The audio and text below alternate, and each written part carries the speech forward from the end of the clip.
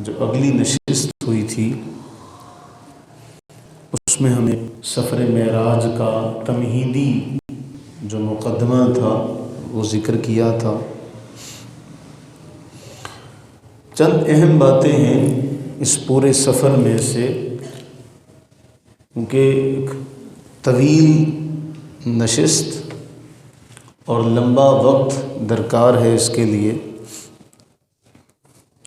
بہرحال جو بھی اس مختصر سے وقت میں ہم سمیٹنے کی کوشش کریں گے۔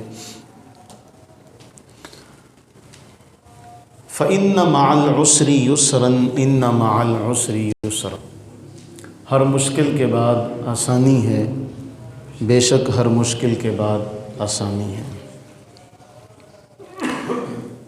اللہ رب العزت نے محبوب کریم سرور عالم صلی اللہ علیہ وآلہ وبارک وسلم کو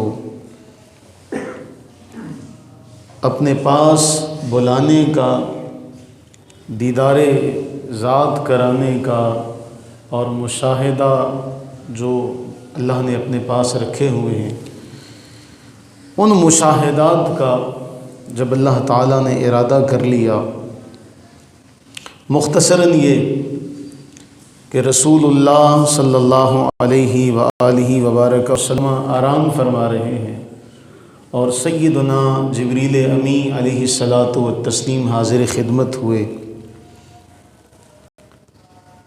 اور عرض گزار ہوئے کہ آج یہ معاملہ ہے، اس لیے میں حاضر خدمت ہوا ہوں۔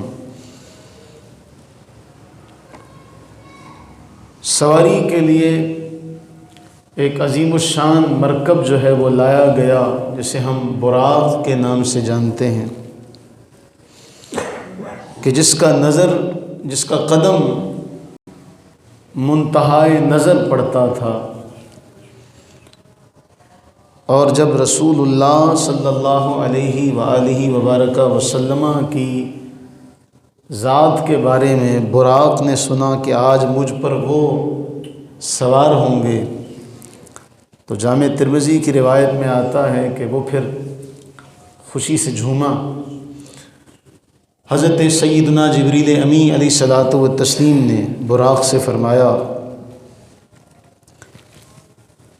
ان سے زیادہ معزز ایسا کوئی نہیں جو تجھ پر سوار ہو۔ اللہ نے ان جیسا معزز کوئی نہیں پیدا کیا۔ اور یہ جملہ جب براق کے کانوں میں پڑا، حضرت جبریل امین فرمایا، فما رکیبک احد اکرم علی اللہ منہ، اب اللہ نے ان سے زیادہ معزز کوئی پیدا نہیں کیا جو تجھ پر سفر کرے۔ یہ سننے کی دیر تھی، امام ترمذی فرماتے ہیں فرفد عرقا، براق کے پسینے جاری ہو گئے، اس کے پسینے جاری ہو گئے۔ رسول اللہ صلی اللہ علیہ وسلم اس پر سوار ہوئے۔ اب میں وہ تاریخی اور سیرت کی جو کتابیں ہیں ان سے قطع نظر کرتے ہوئے صرف احادیث کے اندر جو چند اہم نکات ہیں ان نکات کو ذکر کرتے ہوئے آگے چلتا ہوں۔ سواری کتنی تیز ہے کہ جہاں تک اس کی نگاہ پڑتی ہے وہاں تک اس کا قدم جاتا ہے، منتہائے نظر اس کا قدم ہے۔ فرمایا میں موسیٰ علیہ السلام کی قبر انور کے پاس سے گزرا۔ ہم تیز سواری پر ہوں تو ہمیں گرد و پیش کی خبر نہیں رہتی، ایسا کرتے ہیں کہ ایک نشست اور رکھیں گے جس میں جو مشاہدات آپ نے کیے ان مشاہدات کا تذکرہ کریں گے انشاءاللہ ثم انشاءاللہ۔ تو فرمایا کہ میں نے موسیٰ علیہ الصلاۃ والتسلیم کو دیکھا کہ وہ اپنی قبر انور میں نماز ادا کر رہے ہیں، اور یہاں سے پھر ائمہ محدثین اور مفسرین یہ دلیل دیتے ہیں کہ پھر اس سے معلوم کیا ہوا؟ اس سے معلوم یہ ہوا کہ انبیاء کرام علیہم الصلاۃ والتسلیم اس دنیا سے رخصت ہونے کے بعد اپنی قبور میں کیا کر رہے ہیں، اس کا مشاہدہ رسول اللہ علیہ السلام نے فرمایا، اور صحیح مسلم کی روایت ہے۔ اگر انبیاء کرام علیہ السلام کی اس دنیا سے جانے کے بعد جو اگلی زندگی ہے اس کا وجود ہی نہ ہو تو پھر رسول اللہ علیہ السلام نے جو دیکھا وہ کیا تھا؟ اس کے بعد اس سفر کا جو پہلا مرحلہ ہے، یعنی بعض نے اس کو 2 مرحلوں میں تقسیم کیا، بعض نے اس کو 3 مرحلوں میں تقسیم کیا۔ اگر 2 مراحل میں اس کو تقسیم کریں تو پہلا سفر جو ہے مسجد حرام سے مسجد اقصیٰ تک مکمل ہو جاتا، دوسرا سفر جو ہے وہ مسجد اقصیٰ سے پھر شروع ہوتا ہے سدرۃ المنتہا تک۔ جنہوں نے تیسرا سفر بھی ذکر کیا وہ کہتے ہیں پھر سدرۃ المنتہا سے آگے لامکان کا سفر ہے۔ بعض نے اسی لامکان کے سفر کو اسی عرش کے سدرۃ المنتہا کے سفر میں ذکر کیا۔ اب رسول اللہ صلی اللہ علیہ وسلم جب، اور یہ سارا کا سارا جو معاملہ ہو رہا ہے لیلاً، رات کے ایک مختصر سے حصے میں ہو رہا ہے، مسجد اقصیٰ پہنچے، وہاں سارے کے سارے انبیاء موجود ہیں، حضرت آدم علیہ السلام سے لے کر عیسیٰ علیہ السلام تک سارے کے سارے انبیاء۔ آپ کو یاد ہے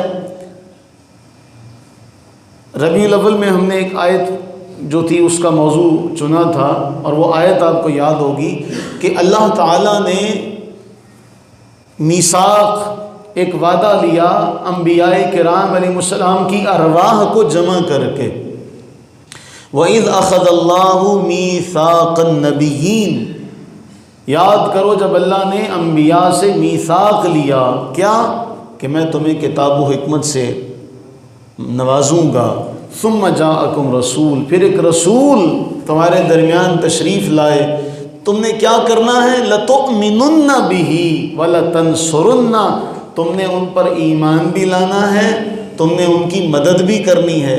کیا اس پر اقرار کرتے ہو؟ انبیاء کرام علیہ السلام نے عرض کی جی اقرار کرتے ہیں، ابھی دنیا میں آئے نہیں ہیں، کوئی نبی دنیا میں آیا نہیں ہے، نہ ہی رسول اللہ علیہ السلام تشریف لائے ہیں، لیکن وہیں عالم ارواح میں اقرار کرتے ہیں کہ باری تعالی ہم ان پر ایمان بھی لائیں گے، ان کی مدد بھی کریں گے۔ معلوم کیا ہوا؟ وہ ایمان تو اس وقت ہی لا چکے تھے، ایمان تو اس وقت ہی لا چکے تھے۔ اب یہاں اس کا عملی نمونہ کہ سارے کے سارے کھڑے ہیں، اور پھر رسول اللہ صلی اللہ علیہ وسلم بھی وہاں جا کے کھڑے ہو جاتے ہیں، آدم علیہ السلام سے لے کے عیسیٰ علیہ السلام تک۔ صوفیاء یہاں ایک بہت بڑی بات بیان کرتے ہیں، وہ کہتے ہیں پتہ تو ہے کہ ان سب کی امامت میں نے کروانی ہے، لیکن پیچھے کھڑے ہو جاتے ہیں کہ ان کا بھی ادب جو ہے وہ رکھا جائے، کہ جبریل امی علیہ السلام آپ کا ہاتھ پکڑتے ہیں اور آپ کو مصلی امامت پر کھڑا کر دیتے ہیں۔ یعنی اس سے صوفیاء نے مہمان اور میزبان کے حقوق کو ذکر کیا کہ جب ہم کسی کے ہاں جائیں ہمیں پتہ ہے، لیکن جب تک ہمیں گھر والے نہ کہیں اس وقت تک ہمیں کوئی بھی ایسا عمل ان کی اجازت کے بغیر کرنے سے رک جانا چاہیے۔ اب سارے کے سارے انبیاء کرام علیہ الصلوۃ والتسلیم رسول اللہ علیہ السلام کے پیچھے نماز ادا کرتے۔ وہ کہنا نماز اقصیٰ میں تھا یہی سر، نماز اقصیٰ میں تھا یہی سر، آیا ہوں معنی اول و آخر۔ راز کیا تھا نماز اقصیٰ میں؟ کہ اول و آخر کا معنی ظاہر ہو جائے۔ نماز اقصیٰ میں تھا یہی سر، آیا ہوں معنی اول و آخر، کہ دست بستہ ہے پیچھے حاضر جو سلطنت آگے کر گئے تھے۔ وہ سارے پیچھے کھڑے ہیں، رسول اللہ علیہ الصلوۃ والتسلیم امامت کرواتے، امامت کروا کے لَتُؤْمِنُنَّ بِهِ وَلَتَنْصُرُنَّ۔ اب اس سے بہت سارے اور بھی مسائل نکلیں گے کہ امامت کس کا حق ہے، امامت کس کا حق ہے؟ جو علم میں، فضل میں، تقوی میں سب سے اعلیٰ ہو، عزت میں سب سے اعلیٰ ہو، اس کا حق ہے کہ وہ مصلی امامت پر کھڑا ہو۔ اور جس کو ہم نے مصلی امامت پر کھڑا کر دیا، گویا جب ہم نے کسی کو اپنا مقتدا مان لیا، پیشوا اور امام مان لیا، تو پھر اس کی پیچھے چلنا چاہیے۔ آپ یہ دیکھیے کہ رسول اللہ صلی اللہ علیہ وسلم نے عام جو نماز کا امام ہے اس کے حوالے سے فرمایا، اور میں نے کئی بار یہ ذکر کیا ہے، ہم اس کا خیال نہیں کرتے، ہمارے معاشرے میں اس کا خیال نہیں کیا جاتا. فرمایا اس بات سے ڈرا جائے، مفہوم حدیث ہے، اس بات سے ڈرو کہ جو امام سے مسابقت کرتا ہو، امام سے آگے نکلتا ہو، کہیں ایسا نہ ہو کہ اللہ اس کے سر کو گدھے کے سر سے بدلی کر دے. یہ تو ایک نماز کا جسے ہم نے مقرر کیا، جب وہ مصلی امامت پر کھڑا ہو جائے تو اس سے بھی آگے نکلنے سے منع کر دیا، تو جسے رب کے حبیب نے اپنے مصلی پر کھڑا کیا ہو. بات پیچھے سے لے کے چلتے ہیں، جسے اللہ کے نبی علیہ السلام نے اپنے مصلی پر کھڑا کیا ہو کہ جب تک ابو بکر تم میں ہے کوئی اور مصلی پر کھڑا نہیں ہوگا. اور پھر جسے آدم علیہ السلام سے لے کر عیسیٰ علیہ السلام تک سب نفوس سے فضیلت عطا کرتے ہوئے رب تعالی مصلی امامت پر کھڑا کرے گا. امام الانبیاء اللہ کے نبی علیہ الصلوۃ والتسلیم. اور وہاں سے پھر اس کے بعد کیا ہوا، آپ علیہ الصلوۃ والتسلیم کے سامنے دودھ بھی لایا گیا، شراب بھی آپ کے سامنے رکھی گئی، آپ نے دودھ کو پسند کیا. تو یہاں پھر کہا گیا کہ یا رسول اللہ صلی اللہ علیہ وسلم آپ نے فطرت کو پسند کیا ہے، اور آپ کی جو امتی آپ کے بعد آئیں گے وہ بھی فطرت پر ہی رہیں گے، وہ بھی انہی چیزوں کو پسند کریں گے. یہاں سے پھر ہم اگلا جو حصہ ہے معراج کا وہ شروع ہوا، اور رسول اللہ صلی اللہ علیہ وسلم حضرت جبریل امی ساتھ ہیں، آسمانوں کی طرف جاتے ہیں. آسمان اول کے دروازے پر دستک دی جاتی ہے. دروازے کا جو دربان ہے بواب وہ پہلے سے منتظر ہے، وہ پوچھتا ہے کون ہے. یہ عرض کرتے ہیں جبریل. پوچھا گیا آپ کے ساتھ کون ہیں؟ تو حضرت جبریل علیہ السلام عرض کرتے ہیں میرے ساتھ حضرت محمد مصطفیٰ صلی اللہ علیہ وسلم ہیں. انہیں بلایا گیا ہے. دروازہ کھولا جاتا ہے. میں یہ صرف اس لیے اس کی گہرائی میں نہیں جا رہا تاکہ یہ یاد ہو جائے، یہ آسان سا واقعہ یاد ہو جائے. آسمان اول پر رسول اللہ صلی اللہ علیہ وسلم کی ملاقات ہوتی ہے حضرت سیدنا آدم علیہ السلام سے. گفتگو ہوتی ہے، بات چیت ہوتی ہے. اس کے بعد پھر دوسرے آسمان کی طرف، اور صحیح مسلم میں باقاعدہ یہ حدیث ہے، دروازے پر دستک دی جاتی ہے، پوچھا جاتا ہے کون ہے، عرض کرتے ہیں جبریل ہوں. ساتھ کون ہیں؟ میرے ساتھ محمد ہیں صلی اللہ علیہ وسلم. انہیں بلایا گیا ہے، جی انہیں بلایا گیا ہے. اور پھر پورا ہر آسمان پر یہی معاملہ پیش آیا. تو ہم تو شاید وہ لفظوں کے تکرار سے شاید ہماری طبیعت پر یہ لطف میں شاید کمی کا سبب بنے، لیکن جب عربی پڑھی جائے اس کی تو بڑا مزہ آتا ہے، بڑا سرور آتا ہے. دوسرے آسمان پر اللہ کے نبی علیہ السلام کی ملاقات ہوتی ہے سیدنا عیسیٰ علیہ السلام سے اور سیدنا یحییٰ علیہ السلام سے. ان دونوں سے ملاقات ہوتی ہے. تیسرے آسمان پر آپ کی ملاقات ہوئی سیدنا یوسف علیہ السلام سے. چوتھے آسمان پر حضرت سیدنا ادریس علیہ السلام سے. پانچویں آسمان پر حضرت سیدنا ہارون علیہ السلام سے. چھٹے آسمان پر سیدنا موسیٰ علیہ السلام سے. جب موسیٰ علیہ السلام سے ملاقات ہوئی تو موسیٰ علیہ السلام کی آنکھوں سے آنسو جاری ہو گئے، آنکھوں سے آنسو جاری ہوئے. رسول اللہ صلی اللہ علیہ وسلم کا مقام و مرتبہ، عظمت و رفعت کو جب دیکھا تو آنکھوں سے آنسو جاری ہو گئے، آنکھ سے آنسو چھلک پڑے. اور آپ کی زبان اقدس سے یہ نکلا کہ یہ وہ برگزیدہ رسول ہیں، یہ وہ چنے ہوئے رسول ہیں جن کو میری امت کے مقابلے میں کثرت سے اللہ تعالیٰ نے نوازا. وہاں سے پھر رسول اللہ صلی اللہ علیہ وسلم ساتویں آسمان پر جاتے ہیں جہاں آپ کی ملاقات سیدنا ابراہیم علیہ السلام سے ہوتی ہے. اب جو ان کی بات چیت ہے وہ بھی ائمہ محدثین نے ذکر کیا ہے، لیکن اسی کو یاد رکھا جائے. اب اس کے بعد جو تیسرا مرحلہ شروع ہوتا ہے جسے ہم سفر وصال کہتے ہیں کہ وہ مرحلہ کہ جب رسول اللہ صلی اللہ علیہ وسلم دنا فتدلی کی منازل طے کرتے ہوئے، قرآن نے فرمایا ثم دنا فتدلی فکان قاب قوسین او ادنا، پھر محبوب حقیقی اس قدر قریب ہوئے، ثم دنا فتدلی، اس قدر قریب ہوئے اور آگے بڑھے، فکان قاب قوسین او ادنا، یہاں تک کہ 2 کمانوں کے برابر یا اس سے بھی کم فاصلہ رہ گیا۔ اچھا یہاں ایک بات ضمناً ذکر کرتا چلوں، یہاں مثال دینے کے لیے اللہ تعالیٰ نے کمان کا ذکر کیوں کیا کہ کمان کے سرے یا کمان سے بھی زیادہ قریب ہو گئے، یہ مثال کمان کی کیوں دی گئی؟ عرب کے معاشرے میں جب کسی سے انتہا درجے کی محبت ہوتی تو کمان بدلی کر لیا کرتے، کمانیں بدلی کر لیا کرتے، میں اس کی کمان سے وہ میری کمان سے تیر چلائے، گویا اب جو تیرا تیر ہوگا وہ میرا ہوگا، یا جو تو کرے گا وہ تو نہیں وہ میں کروں گا، اور جو میں کروں گا وہ میں نہیں وہ تو کرے گا، ہم دونوں کا فعل اور عمل ایک ہوگا۔ پھر اس کا مشاہدہ ہوا نا کہ جب اللہ کے نبی علیہ الصلوۃ والتسلیم نے جنگ میں کنکریاں پھینکی کفار کی طرف تو فرمایا وما رمیتا اذ رمیتا، محبوب جب آپ نے وہ کنکریاں پھینکی وہ آپ نے نہیں پھینکی، ولکن اللہ رما، بلکہ وہ اللہ نے پھینکی تھی۔ فکانا قاب قوسین او ادنا، اس کی مثال دینے کا ظاہری نمونہ تب ہوا جب کنکریاں پھینک بھی آپ رہے ہیں اور اب فرما رہا ہے محبوب آپ نہیں میں۔ اور پھر دوسرا مشاہدہ جب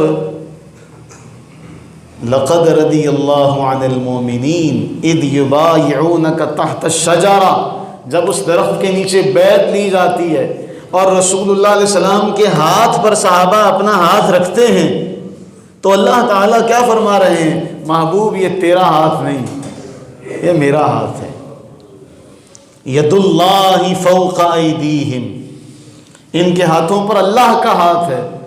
تو فرمایا اس قدر قریب ہوئے، قرب اور بعد کے جھگڑے تو سارے ختم ہو گئے، یہاں سے آگے تو معاملہ ہی ختم ہو جاتا ہے۔ پھر اس کے بعد قرآن فرماتا ہے فَأَوْحَى إِلَىٰ عَبْدِهِ مَا أَوْحَى، بس وحی کی، قرآن نے پھر اس کا ذکر نہیں کیا، فَأَوْحَى، بس وحی کی اپنے بندے کی طرف جو اس نے چاہا وہی کرنا، بس جو اس نے چاہا، جو اس نے وحی کی تھی اس نے وہ وحی اپنے بندے کی طرف کی۔ پھر کیا باتیں ہوئی، کیا کلام ہوا، اس کی حقیقتوں سے ہم خبر نہیں رکھ سکتے، نہ ہمیں اس کا شعور ہے۔ ہاں آپس میں جو گفتگو ہوئی اس کے بعد رسول اللہ صلی اللہ علیہ وسلم 50 نمازوں کا تحفہ لے کر واپس پلٹے، اور صحیح مسلم میں آتا ہے 3 تحفے، کتنے؟ 3 تحفے، ایک تو 5 نمازیں اور دوسرا سورہ بقرہ کی آخری 2 آیات، اور تیسرا جس نے شرک نہ کیا ہو اس کے علاوہ جتنے بھی گناہ ہیں وہ معافی کا پروانہ۔ اور اسی روایت کو امام مسلم نے ایک اور جگہ پر ذکر کیا کہ ایک بار ایسا ہوا کہ رسول اللہ علیہ الصلوۃ والتسلیم کی بارگاہ میں وہ فرشتہ حاضر ہوا، کہا گیا کہ ھذا باب من السماء فتح اليوم لم یفتح قط الا اليوم، یہ وہ دروازہ ہے آسمان کا جو اس سے پہلے کبھی کھولا نہیں گیا، اس سے پہلے کبھی کھولا نہیں گیا، اور یہ وہ فرشتہ ہے جو اس سے پہلے کبھی نازل نہیں ہوا۔ یہ لے کر کیا آیا؟ 2 نور، کیا؟ 2 نور، ایک تو فاتحۃ الکتاب سورہ فاتحہ، سورہ فاتحہ، اور دوسرا سورہ بقرہ کی آخری 2 آیات، جن کے بارے فرمایا لن تقرأ بحرف منہما الا اعطیتہ، اس کے ہر حرف پر نور دیا جائے گا، اس کے ہر حرف پر کیا دیا جائے گا؟ نور دیا جائے گا۔ اب اگر اس سفر معراج کا جو پیغام ہے یہ سفر معراج کا جو تحفہ ہے بنیادی طور پر وہ کیا ہے کہ رسول اللہ علیہ الصلوۃ والتسلیم نے ہمیں اس سفر سے جو تحفے جن کا ذکر کیا وہ 3 ہیں. کتنے ہیں؟ ان میں سر فہرست جو ہے وہ کیا ہے؟ نماز ہے. دوسرا کیا ہے؟ سورہ بقرہ کی آخری 2 آیتیں. اور تیسرا بخشش کا پروانہ. بخشش کا پروانہ. اب رسول اللہ صلی اللہ علیہ وسلم وہاں سے 50 نمازیں لیتے ہیں، چھٹے آسمان پر آتے ہیں تو موسیٰ علیہ السلام عرض کرتے ہیں کہ یا رسول اللہ صلی اللہ علیہ وسلم آپ کی امت اس کی طاقت نہیں رکھتی، آپ کی امت اس کی طاقت نہیں رکھتی. یہ ہے نا، ایمان بھی لائے اور مدد بھی کی. لَتُؤْمِنُنَّ بِهِ وَلَا تَنْصُرُنَّ، ایمان بھی لائے اور مدد بھی کی کہ یا رسول اللہ علیہ السلام آپ کی امت اس کی طاقت نہیں رکھتی، آپ دوبارہ جائیے، دوبارہ جائیے. اب وہاں سے کسی کا ذکر ساتھ نہیں ہے کہ جبریل ساتھ گئے تھے. چھٹے آسمان سے دوبارہ جاتے ہیں. وہ جبریل تو پہلی بار ہی کہہ گئے تھے کہ اگر بال برابر بھی آگے بڑھا تو جل جاؤں گا. بال برابر بھی آگے بڑھا. یہاں عشاق نے لکھا، ائمہ محدثین نے لکھا کہ جبریل کی جگہ اگر کوئی صحابی ہوتا اللہ کے نبی علیہ الصلوۃ والتسلیم کا، تو وہ جب رسول کریم علیہ الصلوۃ والتسلیم فرما رہے ہیں کہ چلو، تو پھر وہ ساتھ چلتے بھی تو کچھ نہ ہوتا. بہرحال جبریل علیہ السلام نے معذرت کی، اس سے آگے گئے. اس کے بعد پھر ہم سارے جانتے ہیں کہ پھر دوبارہ 5 کم ہو گئیں. پھر موسیٰ علیہ الصلوۃ والتسلیم چھٹے آسمان پر ملے. پھر عرض کرتے ہیں کہ یا رسول اللہ صلی اللہ علیہ وسلم یہ زیادہ ہیں، آپ کی امت اس کی طاقت نہیں رکھتی. اب یہ سارا مرحلہ ہو رہا ہے. مسجد حرام سے چلے، مسجد اقصیٰ پہنچے، وہاں امامت کروائی، اور پھر وہاں بہت سارے معاملات ہوئے. ان سب کے بعد پہلا آسمان، دوسرا، تیسرا، چوتھا، 5واں، چھٹا، 7واں، پھر اس کے بعد لامکان. پھر وہاں سے سارا معاملہ طے کرنے کے بعد جب نماز لے کر آئے چھٹے آسمان پر، پھر 7ویں سے آگے پھر لامکان چکر لگتا ہے. 5 پھر کم ہو جاتی ہیں. پھر موسیٰ علیہ السلام عرض کرتے ہیں کہ یہ بھی زیادہ ہیں اور کم کروائیے. کرتے کراتے 45 معاف ہو گئی، 5 رہ گئیں. وہاں سے یہ اعلان ہوا کہ یہ پڑھیں گے 5 لیکن ثواب انہیں 50 کا ہی ملے گا. اب یہ چکر کتنے لگے؟ 9 چکر لگے. چھٹے آسمان سے 7ویں آسمان، 7ویں آسمان سے آگے لامکان، سدرۃ المنتہا سے آگے. تو یہ سارے کے سارے جو معاملات ہیں، ان سب کو اللہ تعالیٰ نے جب ذکر کیا تو لفظ سبحان سے ذکر کیا کہ سبحان الذی اسریٰ بعبدہ لیلا. رات کے تھوڑے سے حصے میں محبوب گئے بھی، مسجد اقصیٰ میں بھی پہنچے، وہاں بھی معاملہ وقت گزارا، پھر پہلا، پھر دوسرا، پھر یہ سارے آسمانوں سے گزر کر لامکان میں رب تعالیٰ کا دیدار کرنا. فَأَوْحَىٰ إِلَىٰ عَبْدِهِ مَا أَوْحَىٰ.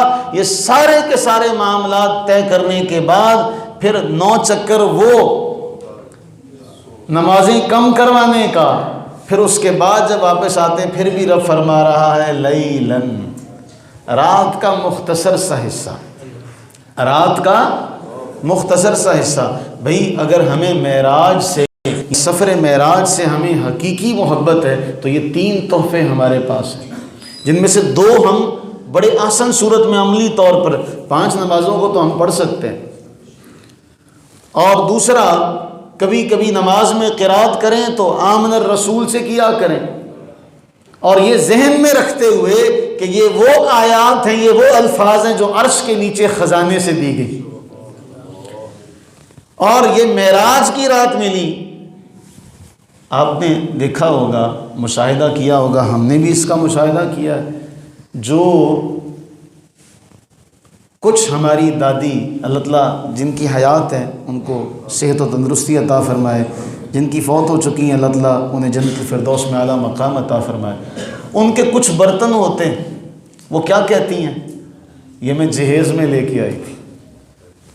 اس کو سنبھال کے رکھنا، اس لیے کہ یہ مجھے میری ماں نے دیا تھا، تو اس کو سنبھال کے رکھا جاتا نا۔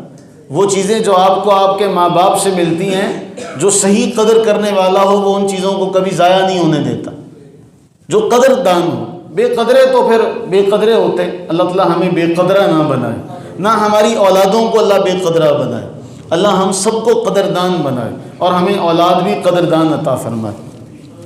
تو اگر ہمیں محبت ہے تو اس محبت کا عملی تقاضا تو یہ ہے کہ ہم وہ جو سفر، جب بھی نماز پڑھیں ہمارے ذہن میں ہو کہ یہ معمولی نہیں ہے، اللہ تعالیٰ نے سب احکامات وحی کی صورت میں دیے، سب احکامات وحی کی صورت میں دیے، لیکن نماز ایک ایسا تحفہ ہے کہ محبوب کو پاس بلا کے دیا گیا، اور محبوب سے پیار اس قدر ہے کہ اللہ تعالیٰ، اللہ کے علم میں یہ بات ہے نا کہ نمازیں آخر میں 5 رہ جانی ہیں، لیکن موسیٰ علیہ السلام کی طلب تڑپ، اس کو بھی شوق کا پانی جو ہے میسر آ جائے، اور پھر یہ بھی پتہ چلے کہ بہانہ تو بار بار دید کا ہے،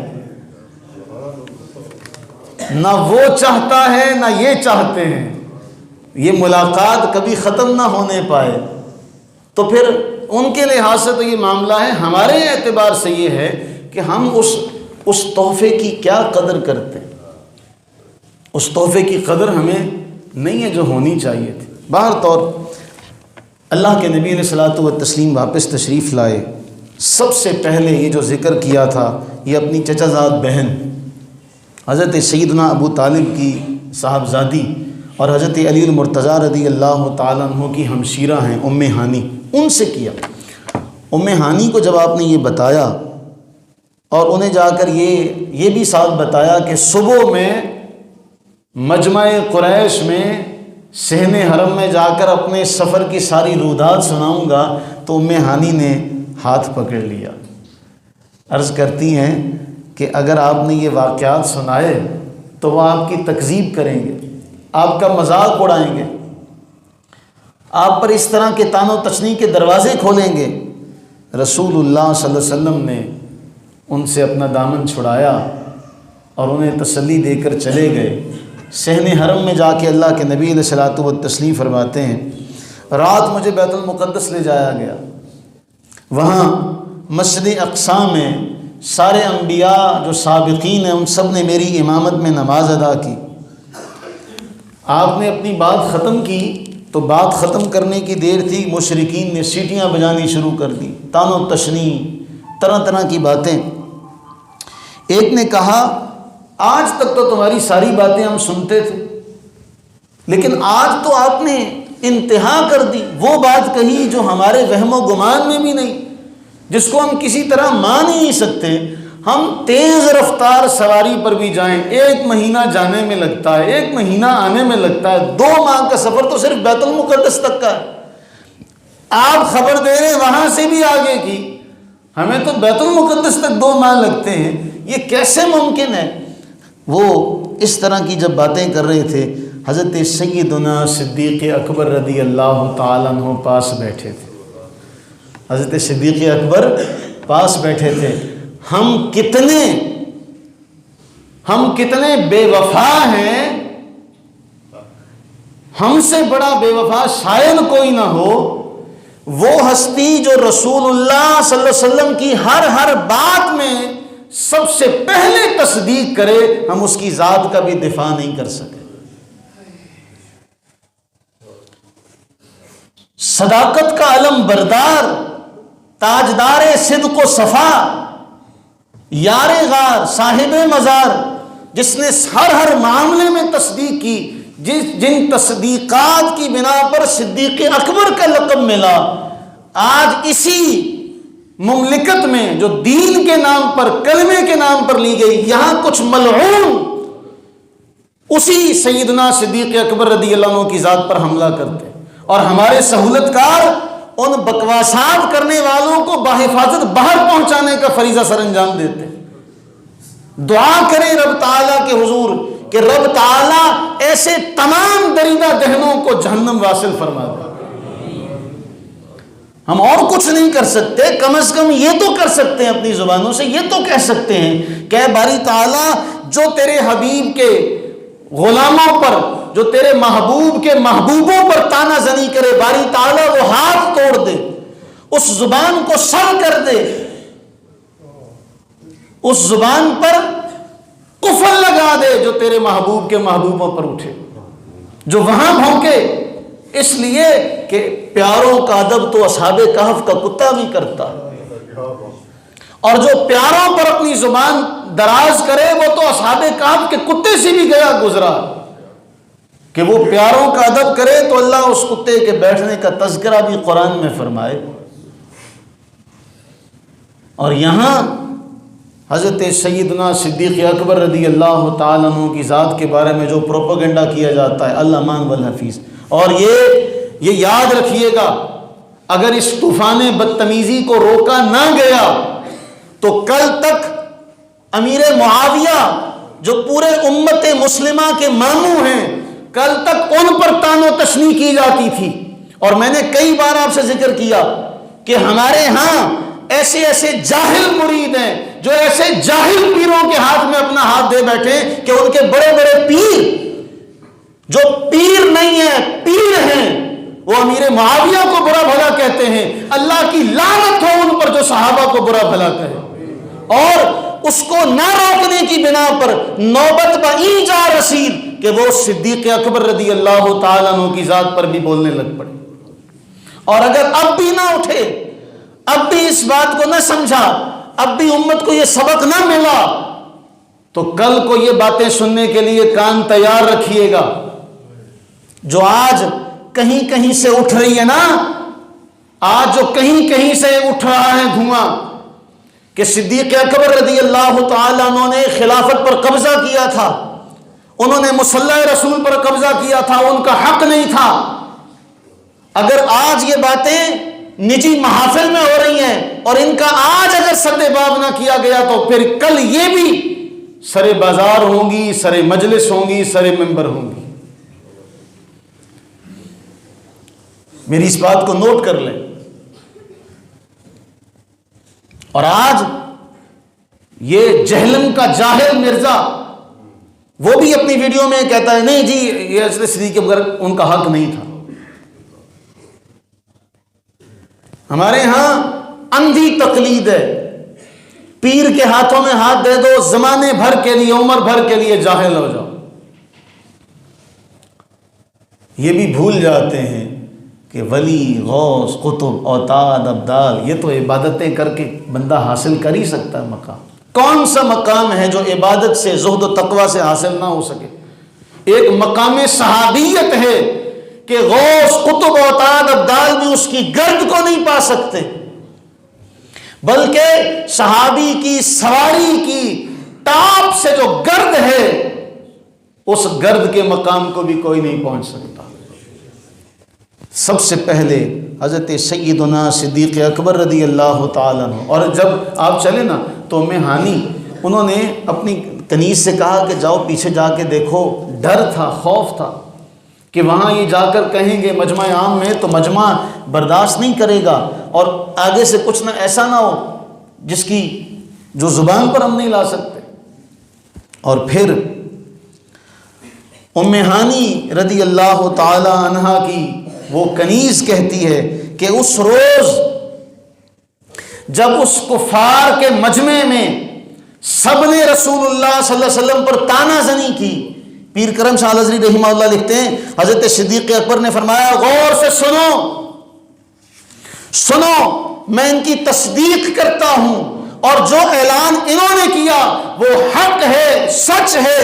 لوگ الجھ پڑے، ادھر سے ہٹے، ادھر الجھ پڑے۔ حضرت صدیق اکبر رضی اللہ تعالیٰ فرمانے لگے ہاں میں اس کی تصدیق کرتا ہوں، ان کی زبان سے تو اس سے بھی بڑی بڑی باتیں نکلی ہیں، میں تو ان کو بھی مانتا ہوں، اور میرے پاس رات دن میں کئی بار آسمان سے وحی نازل ہوتی ہے، میں اس کی تصدیق کرتا ہوں۔ ہانی رضی اللہ تعالیٰ عنہ کی وہ کنیز بیان کرتی ہیں کہ میں نے رسول اللہ صلی اللہ علیہ وسلم کو اس روز یہ فرماتے ہوئے سنا، یا ابا بکر ان اللہ سماک صدیق، اے ابو بکر اللہ نے آپ کا نام صدیق رکھا، اللہ نے آپ کا نام صدیق رکھا ہے۔ اور یہی کنیز کہتی ہیں کہ سیدنا علی رضی اللہ تعالیٰ عنہ آج جو جاہل، نادان، احمق جو علی اور ابو بکر کے اندر مسابقت اور مقابلے بازی کی دوڑ میں لگے ہوئے ہیں اور لوگوں کو الجھا رہے ہیں، وہ یہ سنیں کہ حضرت علی رضی اللہ تعالیٰ عنہ فرمایا کرتے، میں اللہ کی قسم اٹھا کر کہتا ہوں اللہ نے حضرت ابو بکر کا لقب صدیق آسمان سے نازل کیا۔ ضرورت اس امر کی ہے ہم ان ساری باتوں کو یاد رکھیں، جانیں، ورنہ آج گرد پڑتے پڑتے پڑتے پھر اس قدر گرد پڑ جائے گی کہ آنے والے وقتوں میں یہ سنبھالنا مشکل ہو جائے گا، اور لوگ کہیں گے اگر یہ سچا تھا تو بتاؤ اس دور میں کیوں نہیں سکھایا گیا، کیوں نہیں بتایا گیا۔ اس لیے آج ضرورت ہے رسول کریم علیہ الصلوۃ والتسلیم کے تمام غلامان، جانثاران، آپ کے صحابہ کرام رضوان اللہ تعالیٰ علیہ مجمعین کی عزت و عظمت کو اجاگر کرنے کی۔ اللہ تعالی ہمیں ان کی عزت و عظمت کا ڈنکا بجاتے رہنے کی توفیق عطا فرمائے۔ پھر یہ واقعہ ہوا، یہاں سے انشاءاللہ اس سفر میں جو مشاہدات ہوئے، یہ جو اس کے بعد جو نشانیاں پوچھی گئی، انہوں نے طرح طرح کے سوال کیے۔ اب یہاں کوئی شخص نماز پڑھنے کے لیے آتا ہے، ہم ہی آتے ہیں، تو کیا ہم نے کبھی کھڑکیاں دروازے گنے؟ کبھی نہیں گنے۔ لیکن کفار مکہ نے کہا اچھا اگر یہ بات ہے تو بتاؤ، مسجد اقصیٰ کے دروازے، کھڑکیاں، سارے کے سارے بتاؤ۔ اللہ تعالیٰ نے مسجد اقصیٰ اور رسول کریم علیہ السلام کے درمیان سے سارے حجابات اٹھا دیے۔ میں پوچھو، وہ پوچھتے گئے یہ بتاتے گئے، پوچھتے گئے یہ بتاتے گئے۔ پھر اس کے بعد بھی ان کا جی وہ نہیں بھرا، تسلی نہیں ہوئی، انہوں نے پھر اور بہت ساری نشانیاں جو تھی وہ پوچھی، مشاہدات اور نشانیاں، وہ انشاءاللہ العزیز آئندہ جو میں عرض کروں گا۔ اللہ تعالی ہم تمام پر اپنی رحمتیں برکتیں نازل فرمائے اور ہم تمام کو سمجھنے کی توفیق عطا فرمائے۔